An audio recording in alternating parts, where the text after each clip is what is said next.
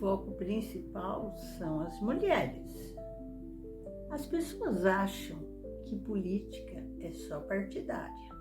Ora essa, desde que nascemos, nós já exercemos o papel na política de várias formas. O que queremos, o que não queremos comer, a insistência e teimosia em defender princípios e conhecimentos que acreditamos,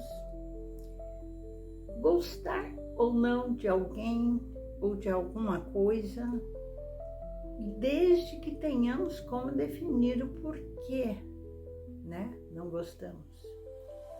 Estar presente no protagonismo feminino em qualquer setor, ou seja, cumprir as nossas obrigações como cidadãos e respeitar as leis também. É uma maneira de fazer política. Eu sou a Silvia Coelho Matos. O tema de hoje é a mulher em todos os campos da política. Mas de onde surgiu o tema política, você sabe? Ela surgiu na Grécia, aproximadamente no século VI a.C. E nesse período, o homem grego começou a passagem da consciência mítica para a atitude filosófica. Como a política surgiu nessa fase, ela não era como é hoje, pois ela dizia respeito exclusivamente à organização das polis. Estas eram cidades-estados que autogeriam, que foram pioneiras na democracia. Os filósofos gregos compreendiam a política como o ápice da realidade humana, como vida boa e virtuosa. A principal característica do homem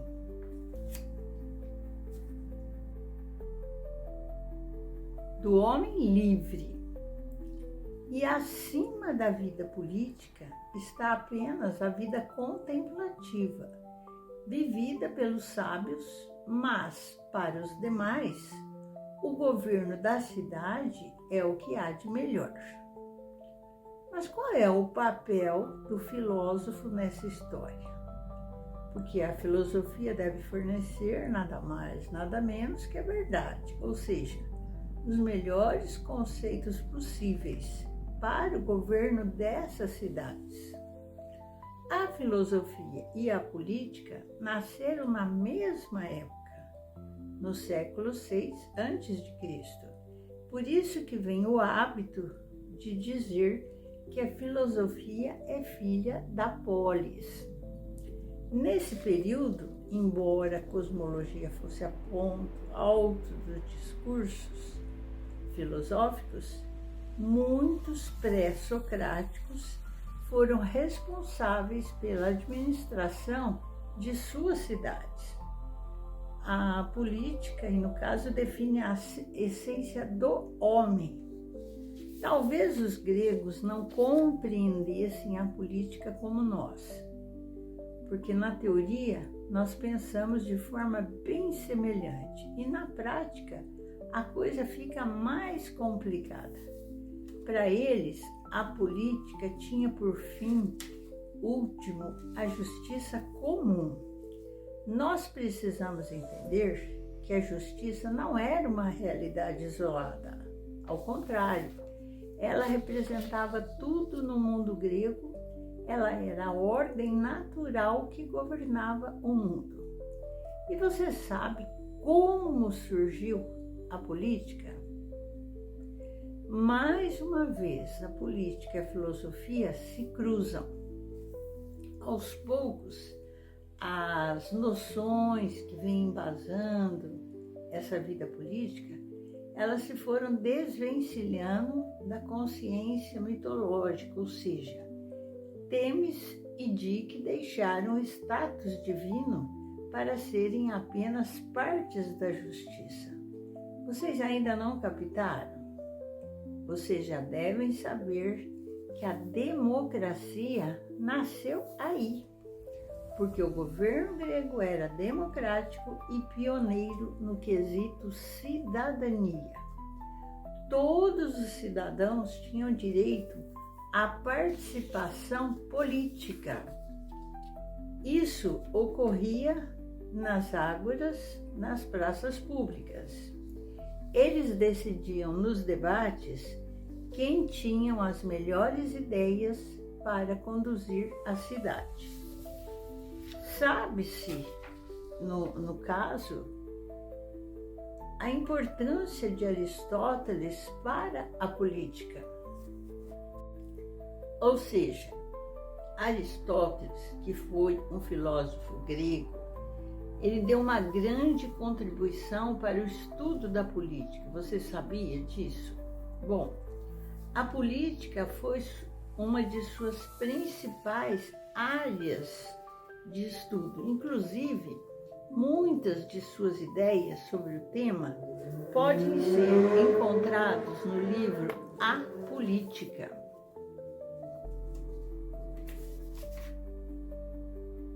Esse livro, ele fala sobre formas de governo, questões sobre justiça, formação e o funcionamento do Estado. E para Aristóteles, a política, ela deve atingir os objetivos que sejam bons para os interesses dos cidadãos e do Estado. Ou seja, ele considera como centro de estudo sobre política a coletividade e o interesse de todos. Aristóteles também criou a classificação das formas de governo em república, monarquia e autocracia. A república seria o governo para todos os cidadãos, a aristocracia para poucos e a monarquia era o governo único de um rei. Bom, e o que seria a ciência política? Bom, a ciência política, ela é uma área de estudos que faz parte das ciências sociais. Ela estuda os sistemas de governo e as formas de organização social que existem. Ela se ocupa de vários aspectos, ou seja, a forma de organização da sociedade, diferentes sistemas de governos que existem, os sistemas de administração de uma sociedade, os fenômenos sociais, os comportamentos, relacionamentos políticos, sistemas de governo de uma sociedade. Bom, aí, e o que seriam as políticas públicas?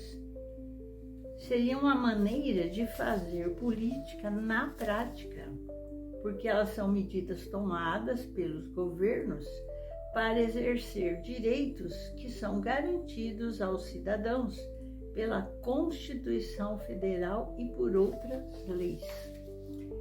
Elas podem ser programas sociais de assistência aos cidadãos, concessão de benefícios sociais ou de serviços. Atualmente, há políticas públicas aplicadas em todas as áreas, incluindo saúde, educação, moradia, segurança, lazer, cultura, entre tantas outras. E como é que nós podemos entender o papel da mulher dentro do cenário espírita? Vocês acham que tem alguma explicação? Então vamos lá. No Espiritismo, nós temos a particularidade que Kardec não considerava suas obras como fontes sagradas e inquestionáveis. Ele as propunha como resultado de uma pesquisa e de um diálogo igualitário com os espíritos com quem se comunicava. E avisou explicitamente que o espiritismo poderia ser ajustado e modificado segundo a ciência ou as ideias que viessem avançar no tempo.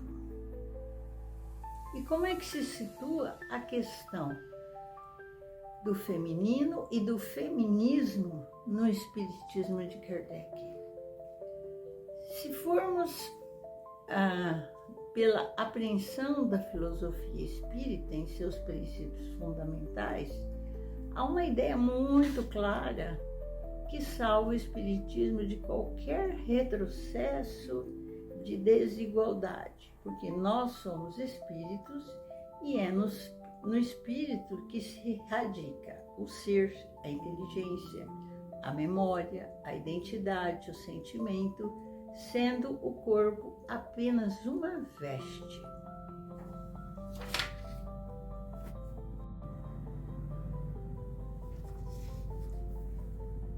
Veste temporária. E como espíritos, nós podemos reencarnar como homens, mulheres, como brancos, negros, amarelos, em qualquer classe social e em qualquer nação. Nós somos essencialmente iguais. Mas o que diz especificamente o Espiritismo a respeito da condição feminina no mundo? Quando Kardec começou a pesquisa, dos fenômenos mediúnicos em meados do século XIX, justamente se iniciava o movimento de emancipação da mulher. E essa questão é discutida por ele. Primeiro, como rival, aí entre as décadas de 1830 e 1840, ele se casou com Amélie Baudet, uma mulher mais velha do que ele, 9 anos, o que era típico naquela época. E uma mulher que era intelectualizada, já havia escrito um livro que muitos mencionaram, mas até o momento ainda não sabemos se algum pesquisador já localizou. Mas nesse período, os dois militavam pela educação da mulher. Depois, durante sua escrita das obras espíritas, a ideia da emancipação feminina aparece com frequência na Revista Espírita, que ele dirigiu por 12 anos. Ele defende o voto feminino e a possibilidade das mulheres se formarem em medicina, por exemplo. No Livro dos Espíritos está escrito que a emancipação da mulher segue o processo da civilização. A sua escravização marcha com a barbárie. Os sexos, aliás, só existe na organização física, pois os espíritos podem tomar um e outro, não havendo diferença entre eles a esse respeito. Portanto, devem gozar dos mesmos direitos, mas nesse mesmo trecho aí, muito avançado para a época, ao reflexo ainda do contexto do século, onde se fala de diferentes funções e que a mulher deve se ocupar do interior e o homem do exterior.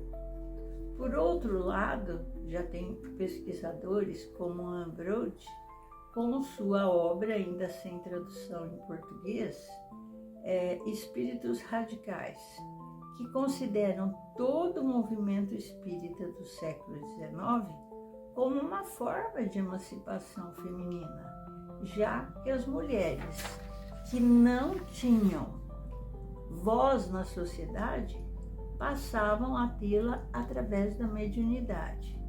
E realmente, os médiuns que trabalharam com Kardec eram predominantemente mulheres. Já no Brasil, país onde o espiritismo criou raízes e disseminou-se, temos no movimento institucionalizado o predomínio de cargos ocupados por homens, de preferência idosos e conservadores.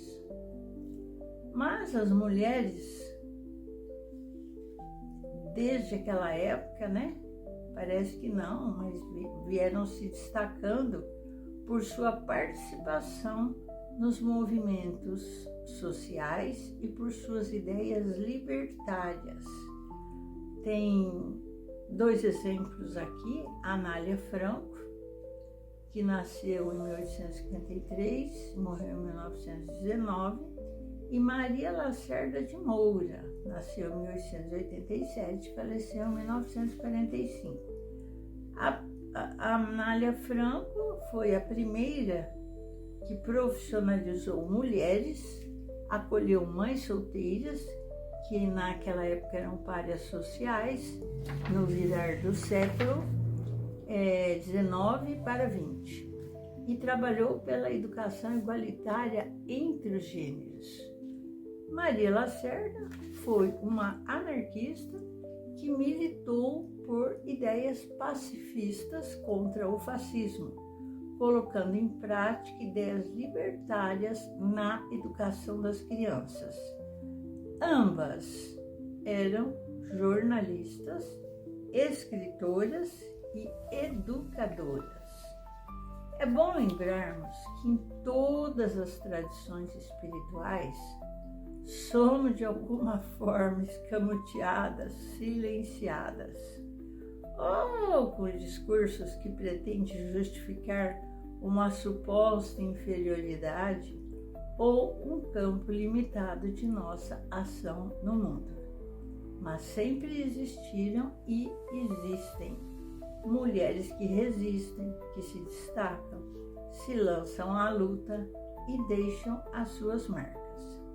Vamos lutar todos e todas para que isso não seja mais uma exceção no campo da espiritualidade e em todos os outros campos de ação humana.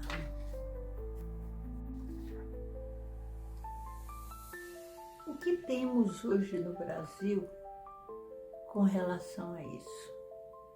Nós temos um cenário de renovação em pleno movimento de deslocamento representativo. Mas nem de longe ainda podemos afirmar que a presença da mulher tenha o espaço justo no campo do pensamento brasileiro.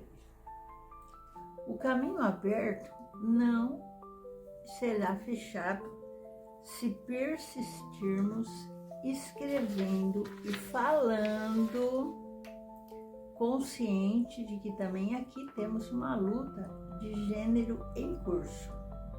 Se não assumirmos esse posicionamento político, a sonhada evolução continuará estacionado. Olhos para cima, que a submissão sempre orientou olhar para baixo. Esta é a revolução, seja onde for, que a mulher assuma posicionamentos políticos libertários.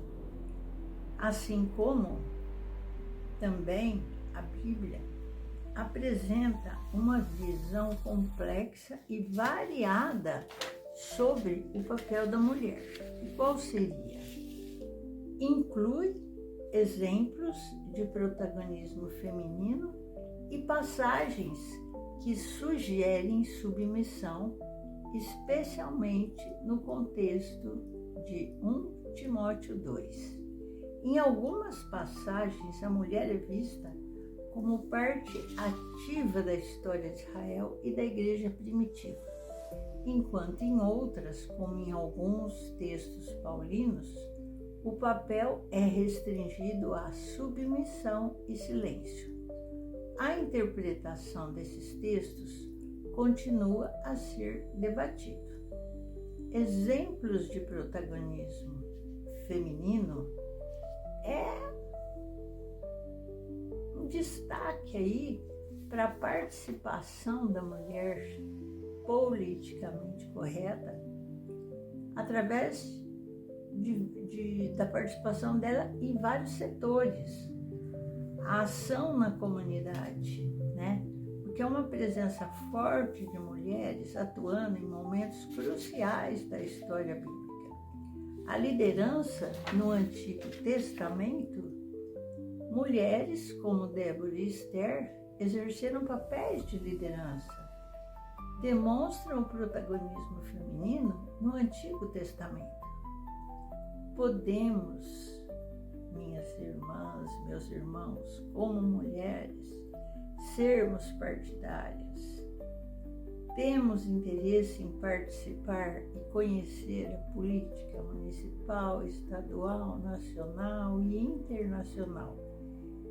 Independente de partido, a mulher tem desenvolvido e sobressaído em todos e vários setores, porque ela é muito estudiosa, é muito humana, é muito consciente das suas responsabilidades e tem muitos e bons argumentos para evitar discussões acirradas. Então, é necessário que continuamos estudando, sejamos de qualquer religião, sejamos de qualquer partido, que façamos o nosso trabalho politicamente correto, seja nos trabalhos sociais, nos trabalhos em comunidade, nos trabalhos religiosos, e que a nossa participação como mulher seja ativa. E que no trabalho também sejamos mais reconhecidas, ou seja, até que somos, né? Mas os salários ainda não são iguais ao dos homens. Alguns já são, mas a maioria ainda não são. Eu deixo aqui a sugestão para que você continue participando politicamente com as suas ideias. Um ponto novo de crochê, um tema, um livro que o seu amigo leu. Quer dizer, continue fazendo a sua parte nesse desabrochamento, porque vivemos momentos muito bons onde a mulher está sendo reconhecida. Que Deus os abençoe, que Deus os proteja. E até a próxima, se Deus quiser. Um beijo no seu coração. Até mais.